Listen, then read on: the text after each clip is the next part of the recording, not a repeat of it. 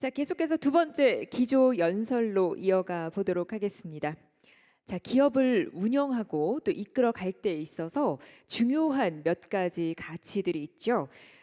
그중에서 특히 중요한 것이 있다면 저는 바로 이것들이 아닌가 생각이 됩니다. 바로 다양성과 포용성인데요. 다양성과 포용성이 기업의 중요한 이유에 대해서 지금부터 함께 이야기 나눠보도록 하겠습니다. 두 번째 기조연설 이보영 우버 다양성 포용 최고 책임자님 그리고 마크 테토 TCK인베스트먼트 전문님 두 분을 모시고 함께 진행하도록 하겠습니다. 단상으로 모시겠습니다. 여러분 큰 박수로 환영해 주시기 바랍니다. 네, 오늘 이렇게 중요한 스피커 제가 소개할 수 있어서 영광이라고 생각합니다. Although I will be conducting today's session in English, so please make use of your translation devices. It's my great honor and pleasure to introduce Bo-young Lee, the Chief Diversity and Inclusion Officer at Uber. Bo leads Uber's diversity and inclusion efforts in the company for their stakeholders and also in the communities where they work. Bo partners with senior leadership, including Uber's CEO, to build a work culture where radically diverse and inclusive teams drive innovation, accelerate growth, and build a work culture and systems where all employees have the opportunity to excel and grow to their highest potential. Prior to joining Uber, Bo was the first global diversity and inclusion officer for the risk and insurance services business, Marsh & McLennan Companies. Bo also served as the director and advisory services at Catalyst, the leading nonprofit focused on advancement of women in business. I had a few minutes just to get to know Bo in the time before our session today. I know you'll find her to be an engaging speaker. This few days in Korea, not only is Bo speaking at this conference, she will be meeting NGOs, she will be doing education sessions on the very topics that we will be discussing today. So I personally thank her for those efforts here in Korea, and please join me in giving a warm welcome to Bo-young Lee. Thank you. Thank you. 죄송합니다. I'm going to speak in English because if I spoke in Korean, you'd all question my intellect. So thank you so very much. It's an honor to be here today and to share with you what I've learned about diversity and inclusion transformation in the 20 years that I've worked in this field. And you'll hear in my speech that there's a lot of themes that are very overlapping to the sessions you heard earlier today. So we live in an extraordinarily rich and amazing time of incredible interconnectedness and also interdependence. Technology-enabled globalization has introduced a level of human diversity never experienced before. And most impressively, we're now living at the dawn of the Asian century. If the 18th and 19th centuries were the British centuries, and the 20th was the US century, then surely the 21st will be the Asian century. As a person of Korean descent who grew up in a wonderful but also highly flawed and racist America, I was taught that I had to abandon all the things that made me most Korean in order to be successful. It was a continuous act of rebellion that I fought to retain my given name, Lee Bo-young. As a child, I could not have imagined a world where one day I'd see white and black American teens singing along in perfect Hangul to the K-pop artists like BTS and Blackpink, or to have a conversation with my Dutch and Brazilian colleagues about 힘센 여자 도봉수. But this is the global diversity that we live with today. And it's against this backdrop of diversity that we are also watching and participating in the rise of hyperpolarization across all spheres of our lives, political, economic, and most importantly, interpersonal. We're once again in an era of strong men, with leaders like Trump, Erdogan, Duterte, Modi, Putin, Maduro, and Johnson, riding waves of increasing nationalism and destabilizing rhetoric, often communicated to the world one tweet at a time. Cancel culture is rising online, and cyberbullying is driving our children to increasing rates of anxiety, depression, and even suicide at ever younger ages. This polarization is alarming to say the very least, and creates both a real and existential threat to the very survival of our species. It makes it impossible to address some of the biggest crises of our time, including climate change and the renuclearization of the world. As goes society, so goes corporations. And our companies are no less immune to both the expansive diversity of the world and also the growing polarization within our workforces. If any of you wonder why diversity and inclusion has become such a thing in companies seemingly overnight, just look at the world we live in and it all starts to make sense. Companies now house the most globally diverse workforces that ever existed. Gender diversity, obviously, but also ethnic and cultural diversity, age diversity, sexual orientation, religion, disability, personality, and of course, mental health diversity. Furthermore, younger workers around the world want to work in organizations that are less hierarchical, less formal, and more equitable. And as workforces become more diverse, interpersonal clashes are becoming more pronounced, and charges of discrimination and harassment are up. In the US Equal Opportunity Employment Commission reports that over the past 15 years, rates of discrimination claims have actually increased by as much as 20%. Why is this? Well, one thing, simply, there's greater awareness about workplace discrimination and harassment. Social media platforms have made it easier for people to share stories about their experiences of discrimination. And as many of you may know, Uber's own journey to diversity and inclusion began with a very famous blog post written by a former female engineer. Second, large social movements like Me Too have empowered more workers to speak up. Me Too has taken a little bit longer to reach countries like Korea, but it's here now and it's not going away. If anything, it will become bigger. And as more companies continue to focus and commit themselves to diversity and inclusion, traditional media sources will continue to focus their coverage on the topic, and this then becomes a cycle. More organizational commitment, more coverage, more awareness, more commitment. And it's to the credit of corporate leaders, rather than shying away, ignoring, or actually increasing and inflaming some of this polarization, companies have started to signal that they really will respond in a much more constructive manner that runs oftentimes in opposition to the political leaders that we see in the world. When I was getting my MBA nearly 20 years ago, I was repeatedly taught that the leaders of a company had one singular fiduciary responsibility, and that was to increase shareholder value. And the unspoken rule, of course, was that we were going to increase shareholder value by any means necessary. Anyone who wanted to work and succeed in a large company had to fall in line and adapt and mold themselves to the prevailing majority culture and the behaviors of the predominant culture. The message in business school to someone like myself, a female who would eventually become a mother, a racial and ethnic minority, an immigrant with a funny name, a person with a learning disability, an introvert, and someone who cared deeply about social responsibility, was that either I would have to change myself to fit in, or I would have to accept the fact that I would never succeed or advance in my career. It was this messaging that led me ultimately to a career in diversity and inclusion at a time when companies, no one really cared about the topic.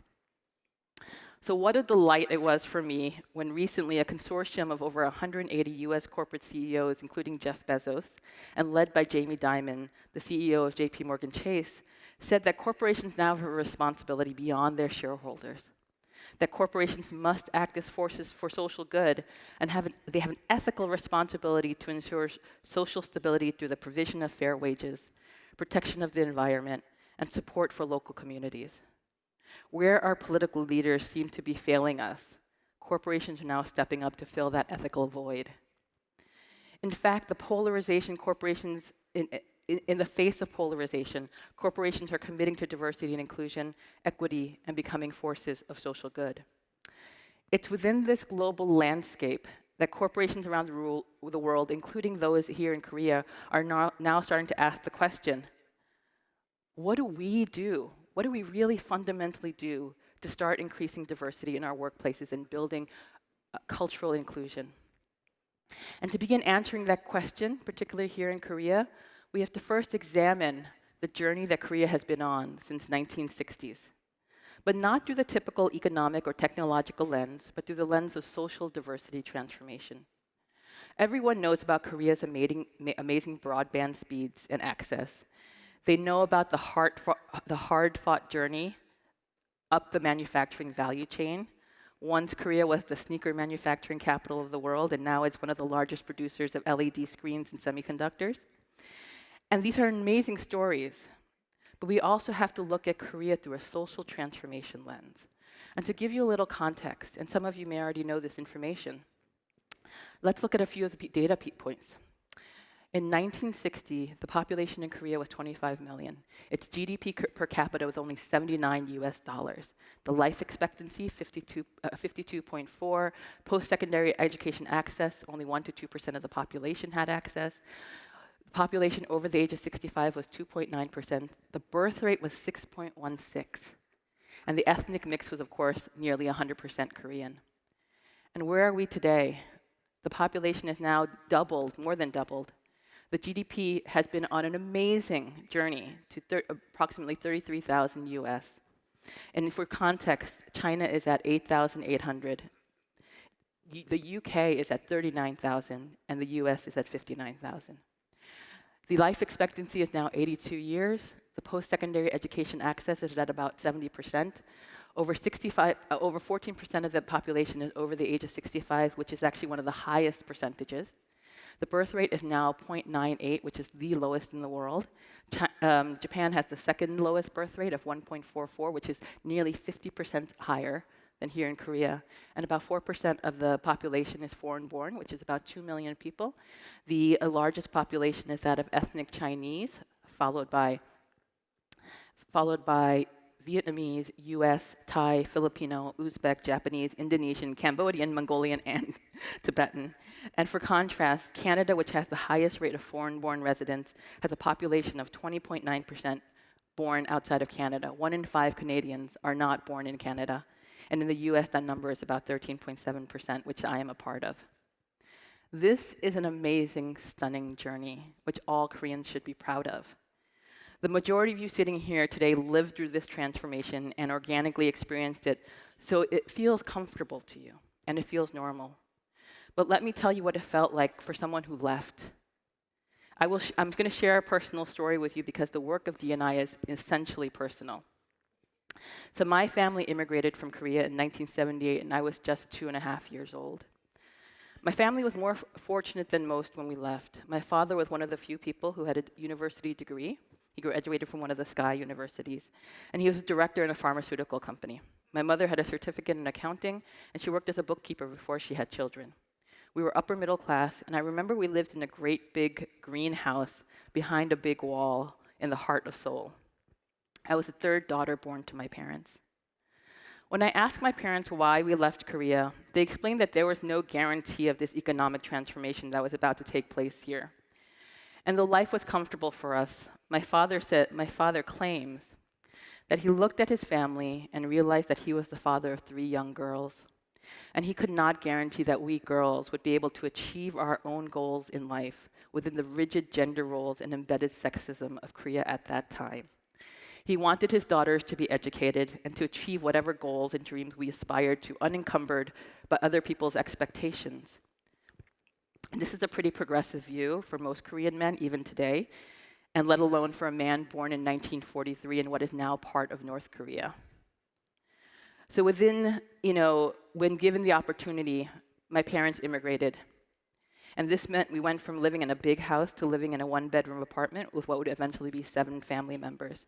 It meant my father went from working in a pharmaceutical company to working in a fish factory and ultimately running a small shoe store.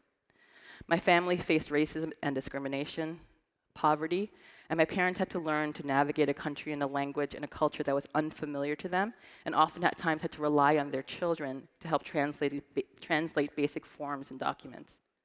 But their sacrifice obviously paid off. I'm obviously here, a senior executive at a tech company, and I'm also married, and somehow I've been able to create an amazing life with 2 young children, the ages of 8 and 2. My family was not one to visit Korea very often, so my knowledge of Korea was entirely defined by the pictures and stories that were told to me by my parents and my grandmother. And because my parents never visited or returned to Korea, the imprint of Korea that was shaped in my mind was that of 1978. I returned to Korea for the very first time in 2003. A consortium of chaebols as well as the government ran a recruiting program where they wanted to recruit foreign-raised and educated but ethnically Korean, high-potential young people to return to Korea and work and live here. It was, in a way, a diversity recruiting program. I was an MBA student at the time, and I'm not really sure how they identified me, but I was invited. And we were a group of about 30 Koreans from around the world. I had met German Koreans, Russian Koreans, Canadians, Chinese, Australian, British, and even Brazilian Koreans. And here's a fun little fact. Even though we were all ethnically Korean, we all agreed that we each looked like the country we were raised in. So the German Korean looked German, the American Koreans looked American, the Russian Koreans looked Russian. And ultimately, we concluded it was simply because we used our faces differently, we smiled differently, we spoke differently, and we moved our bodies differently. Our cultures define a large part of our identities. So for 1 week, this odd, diverse group of ethnic Koreans shared a mix of cultural and corporate experiences. And this experience was really eye-opening for all of us, but for me, who hadn't been back since 1978, I was completely blown away by how different and foreign Korea felt to me. Of course, the broadband speeds were outstanding, the buildings were beautiful and modern. And I was actually amazed at how much English was being incorporated into Korean. It took me way longer than I care to admit to figure out what the word 파이팅 meant.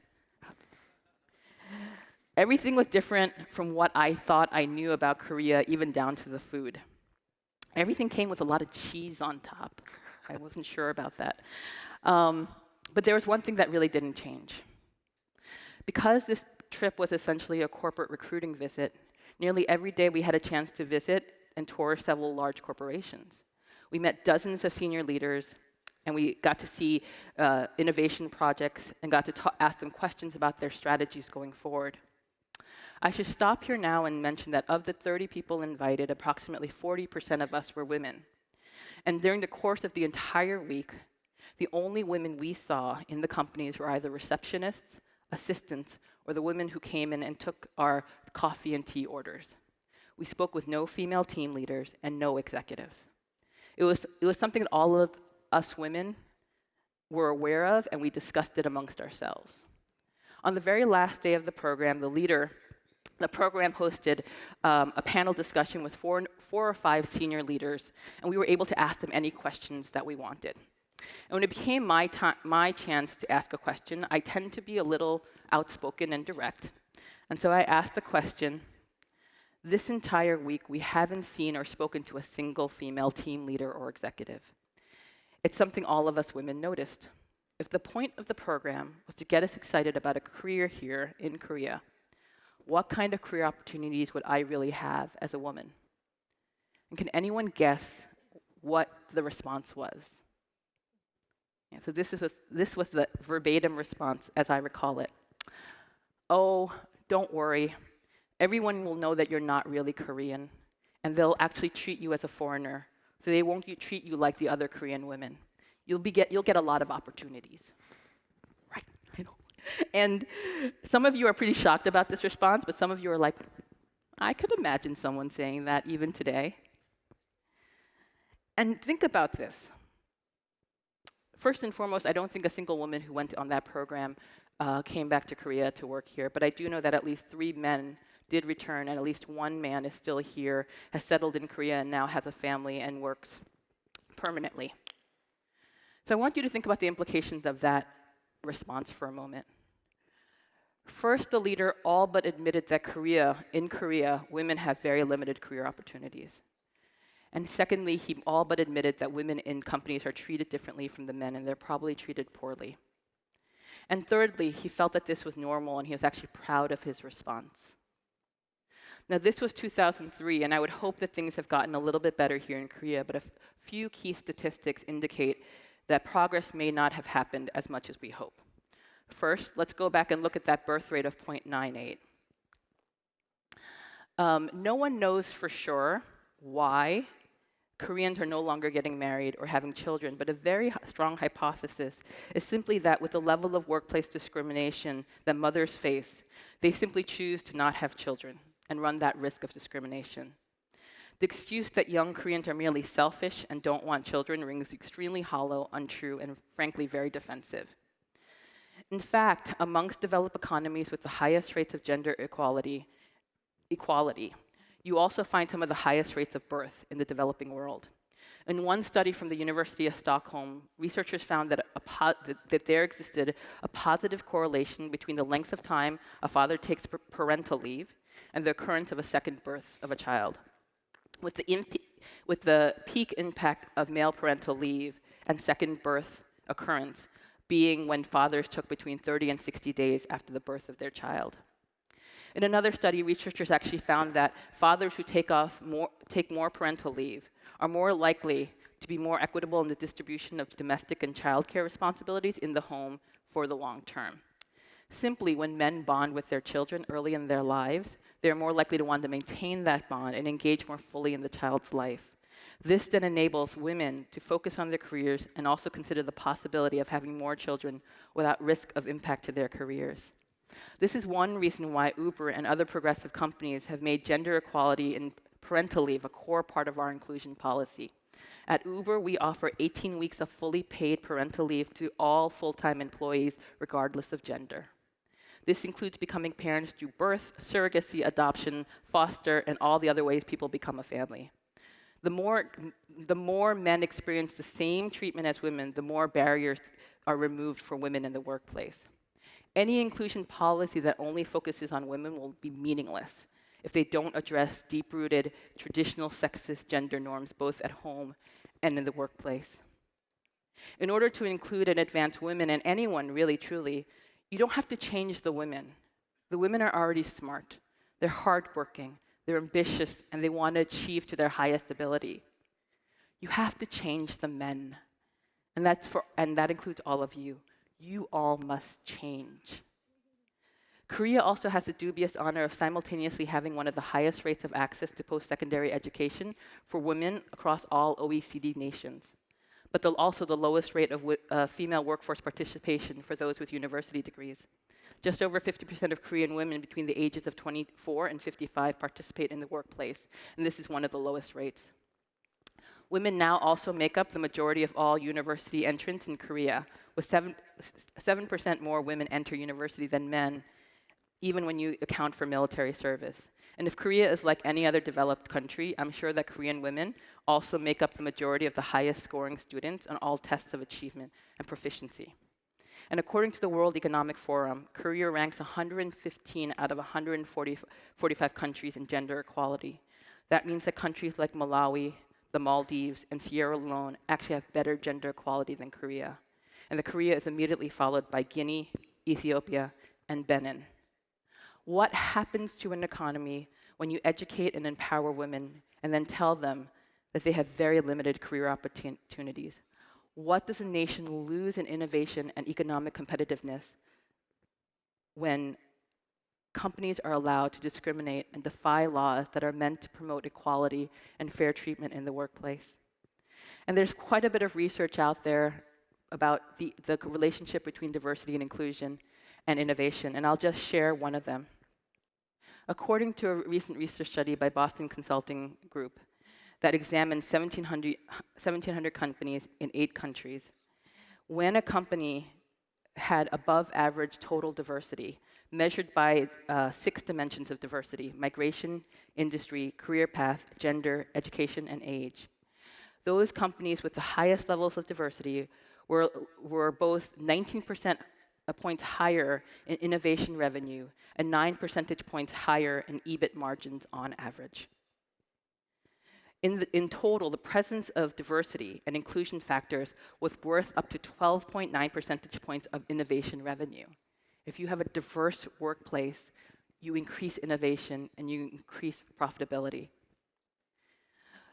What if the simple act of creating what if the simple act of removing barriers to the participation of diverse people in the labor market and also creating a workplace that makes people feel psychologically safe led to upwards of 10% more revenue and growth?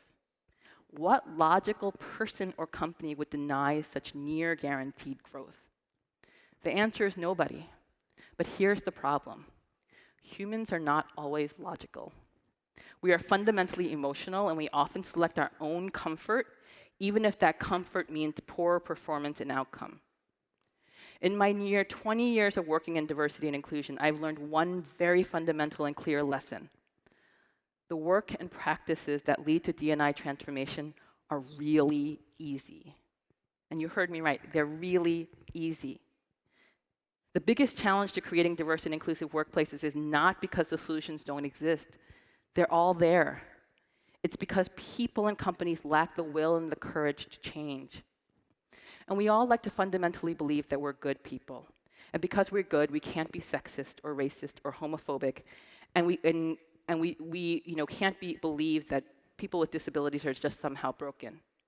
It's hard for humans to believe that we are and admit that we are biased, that we are sexist, and some part of our brain believes that women should just stay at home, and if we do work outside of the home, that we're fundamentally bad mothers.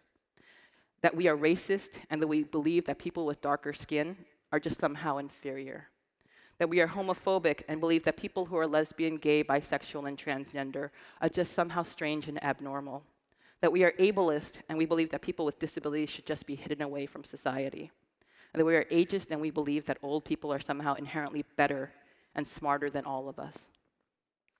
We cannot treat people with dignity when we don't see them fully worthy of that dignity. So I shared a really difficult message today, but I do want to let you know that change is possible. Since 2017, Uber has dedicated itself to becoming the most diverse and inclusive company in the world, so we can reflect the diversity and inclusion of our customers and partners. And you can see here, since 2017, we've had near 5% growth in the overall representation of our women in the workforce. We're now 40% women globally, and in some of our regions, we're actually at 50%. We have also achieved promotion parity last year, and we've been able to maintain that parity for 3 cycles of promotion. Change is absolutely possible. The greatest privilege of my life is that I was raised by feminist parents, and especially a father who simply could not bear the thought of his daughters not being allowed to achieve to their highest ability. I was raised in a country that, though deeply, deeply flawed, and at times very racist, showed me role models of what I could become if I worked hard, and taught me that being big and loud and opinionated were good things, that I should fight hierarchy, and that I should grab my seat at the table. And as a woman, a wife, a mother, an immigrant from a racial minority background, as someone who grew up incredibly poor with both physical and learning disabilities, I know that the life I created for myself in the US would not have been possible if my family had stayed in Korea.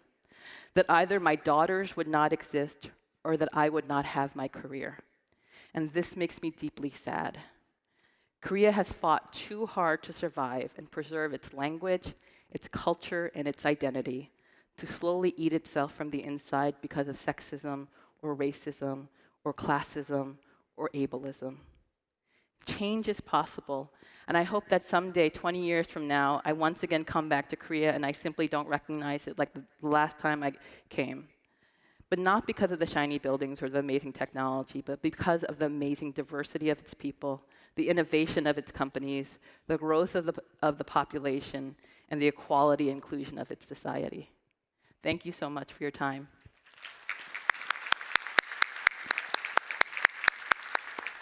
Thank you so much, Boyoung, for sharing this tremendous insight with us. I think all of us would love to hear much, much more. For time, I'm just going to jump right into questions because I think we have so much more to cover. And I think best would be to jump right into some of our audience questions. And I will go ahead and put one of those up and kind of translate it as we go. So this generation is changing a lot. Mm-hmm. And yet, we still have in Korea the fact that in a lot of our large corporations, our conglomerates, women tend to face a glass ceiling in their upward mobility and development. As someone who has personally faced this and broken through to become a successful leader, can you speak just to some of your personal efforts to break through that glass ceiling? and the sort of structures internally that you faced as you moved through your own career. Yeah, absolutely. Even though the U.S. is a country that does have more gender equality than you find here in Korea, it is still a very sexist country as well. And I have had to do a lot of strategic things for my own career. One of the big things that I do, and I feel very privileged because I was born quite opinionated and stubborn, and I don't take no for an answer very easily. So I just kept asking and letting people know about my ambition. Like if I saw an opportunity that I thought would be good for my career, I would just go up and tell people what I wanted. And I would keep telling them what I wanted over and over again. Now that from a US context, that really works quite well. But here in Korea, I think you have to be a little bit more strategic. I think the other thing that really helped my career is that fundamentally I'm very confident about what my capabilities are. I know that I am as good as, if not better than, a lot of people that I've seen be more successful than me. And so I kept that confidence going. And I think that that's something that's really important here in Korea. Korea judges women so harshly, constantly. And it's a big part of Korean culture, just criticize people openly, right? And women get that so much more than men do about our physical look, our size. If we're skinny, we're not skinny, our hair, our skin, our skin color, all of the size of our face. And I think that that kind of constant culture of criticism really defeats the confidence that a lot of women have here in this country. And so, what I would advise is, one, just own how good you are. Right, and really be confident of what your capabilities are, even if other people don't want to recognize that. Let people know what you want, and even if it's just finding yourself a mentor or a sponsor who will help you, because in a hierarchical culture like Korea, you can't navigate your career by yourself. You need that sponsorship, you need that support.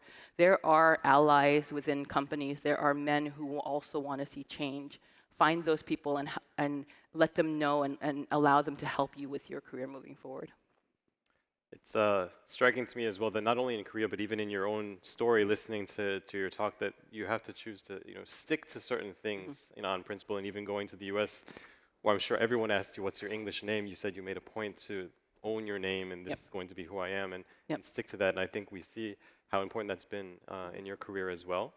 To turn to another question, which I think is important to get into.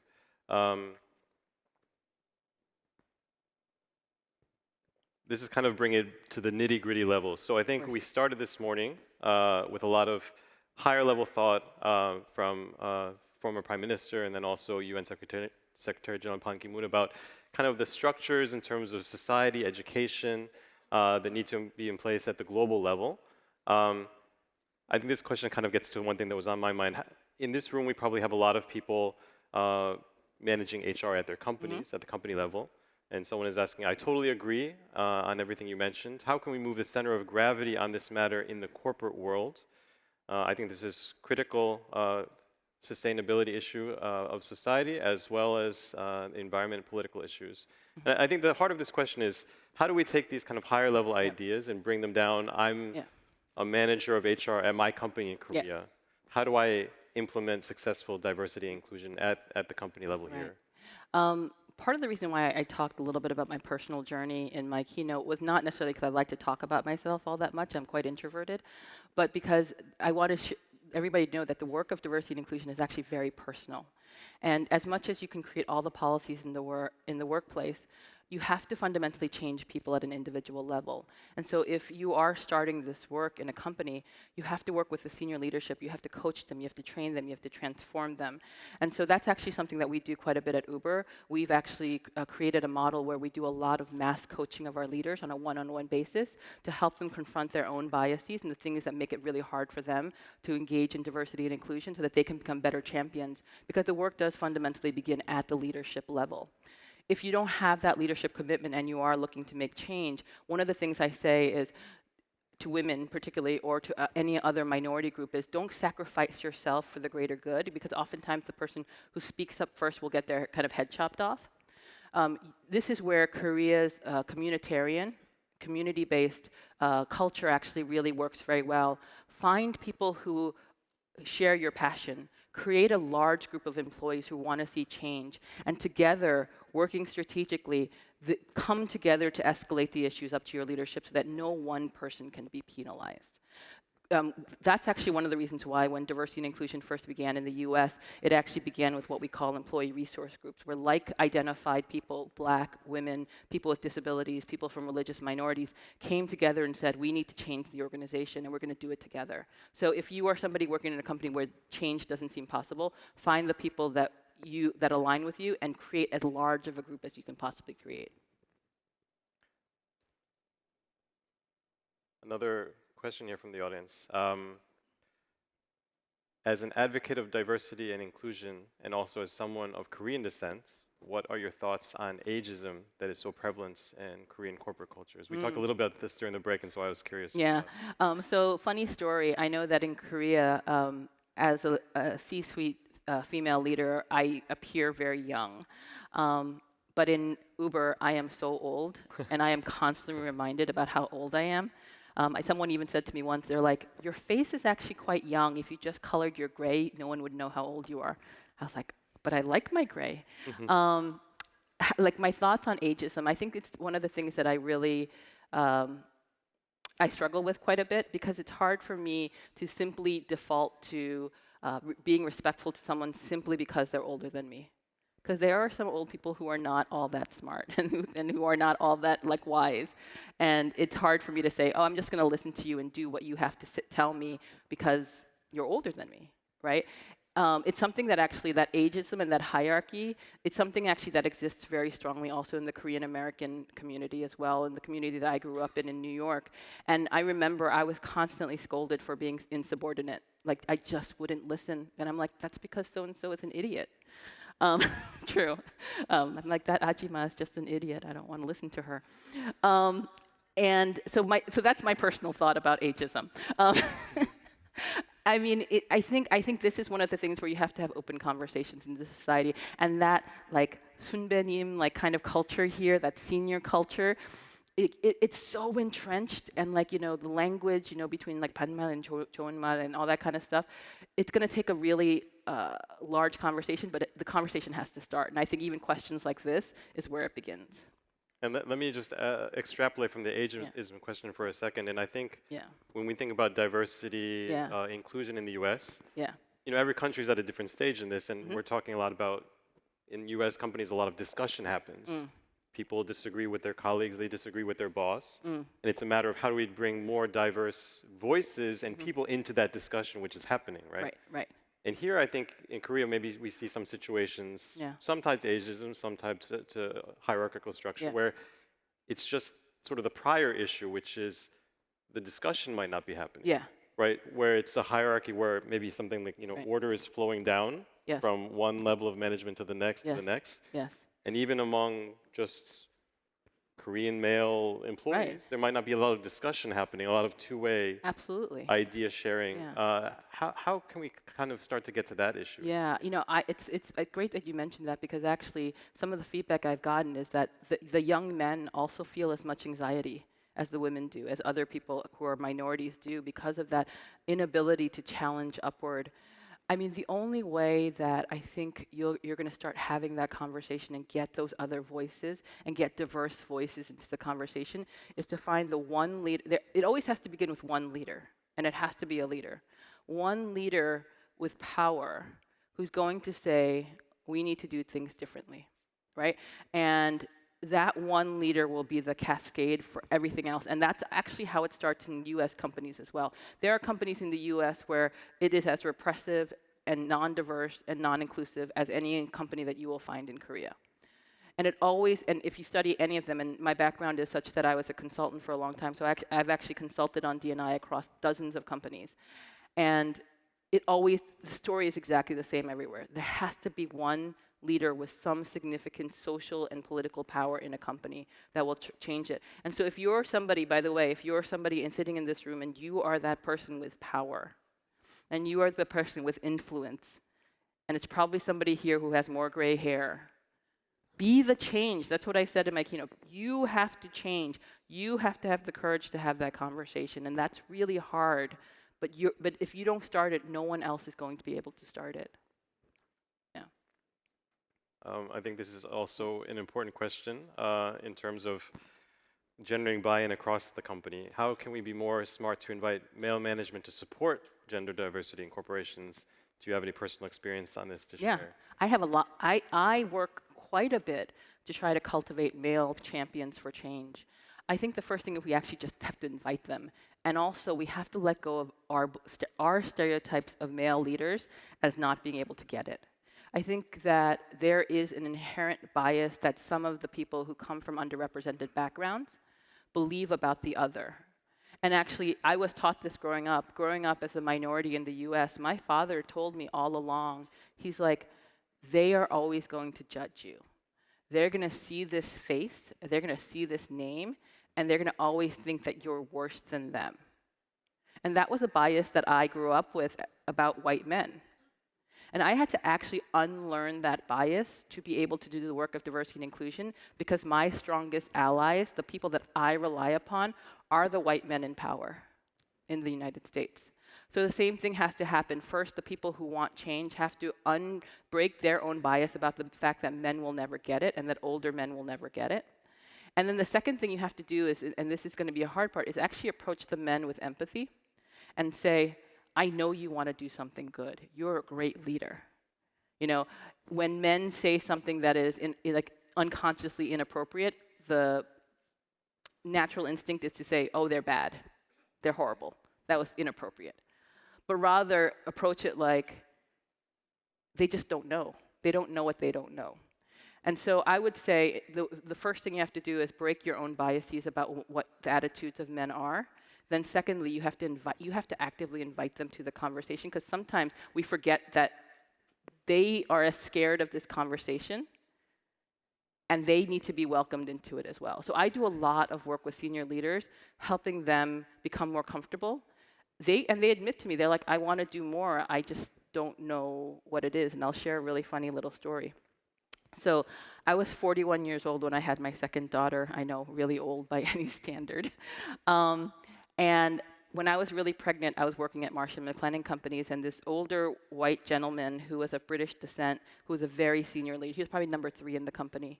He came to me, and he was a really nice leader, and he was also a good leader, and he said to me, he goes, I want to be a better champion for diversity and inclusion, but I don't fundamentally see myself as a very diverse person. And I looked at him, and I tend to have a sense of humor, and I try to be very casual about the way I approach D&I. And so I looked at him, and I said, you don't consider yourself a very diverse person? And he goes, no. And so I said to him, so you're a first-generation Korean immigrant who's pregnant at 41? And he kind of looked at me horrified. And then he finally got it. He realized that by saying that he's not a diverse person, that everybody is like him. But I said to him, diversity is not an identity. It's a state of being that exists when two people are together. So when he and I are together, he is as diverse to me as I am diverse to him. And him as a 50-something-year-old white male born in Nigeria but of British descent was incredibly diverse to me. And I told him that. And I am incredibly diverse to him. And suddenly he saw himself as a diverse person, which I know you have a lot of experience being. We talked about this, right? Like suddenly you came here to Korea and you're the diversity, you're the minority, and that must have been so transformative for you. I think the same thing, we have to allow men to also see themselves as diverse people. Yeah, like you said, it was very eye-opening for me to come to Korea in my job and also to be in a room like this and to know that I'm bringing a different voice from my experience as well. I think we have time for maybe 2 more questions. And again, I want to bring some of these back to the Korean local situation as well. And as I'm looking at the popular questions, some of them get to that level. So to translate again as we go. So you talked a lot about the birth rate in Korea, and that is this sustainable as a society because the birth rate is so low. And so if the Korean birth rate is low as it is, to kind of counteract that, the reduction in population, we're starting to see more immigration into Korea from other countries. But then this tends to create its own new conflicts of racism, nationalism in regards to these new populations coming in. What are the important things you think are for us to keep in mind as a society in relation to this issue? Yeah, I think given the short-term birth rate issues, like the only way to sustain this society is to allow for more immigration because birth rate is not going to transform overnight, and there will be, sociologists have studied, if the birth rate goes low enough, there's going to be no way to turn it around, right? So immigration will have to be one of the things. And don't forget, I am an immigrant to my country, to the US, and I am someone that people didn't want in that country. You know, I was reminded of that very often growing up. And so when we talk about all the negative things that people say about immigrants anywhere in the world, including here in Korea, you're basically saying that about someone who's potentially like me. I think that the first thing is, first, we have to uncover and have a discussion not even about immigration. We have to have a conversation about the racism in Korea and admit to that racism in Korea. And the racism comes in two forms. One, racism based on nationality, but also colorism based on skin color. And we know that in Korea here, Koreans who have dark skin face a form of racism because of their dark skin, right? We know that people with lighter skin are given preferential treatment in multiple different ways. And we know that people do a lot to try to lighten their skin. So we first have to have that conversation about racism, colorism, how it impacts even the people who are already here, before we can have that conversation about immigration as well. And then, you know, the only way to break biases the only way to really break any bias, is to be confronted with information that is different than what your bias is. So in the United States, there's a very strong bias that people of Asian descent are, one, very smart and can do math really well. That's a strong stereotype. And that we're very smart, but that we are horrible leaders and that we don't communicate very well. And that's actually one of the reasons why we actually see decline in Asian American representation in leadership. I'm really rare in the US. I'm rare here in Korea. I'm also rare in America. There aren't many Asian American leaders in senior leadership. And the only way that we're going to change some of those attitudes about Asian people in the US is to have people like me who both speak well as well as I like to think I'm a good leader, like break people's biases. And so for the same thing here, if you're going to break the bias around racism, if you're going to break the bias around immigrants, you actually have to promote stories and narratives about immigrants who had a positive impact here in Korea, stories of people with darker skin who've had really positive impacts here. You have to tell those stories, not the data, the stories of those people.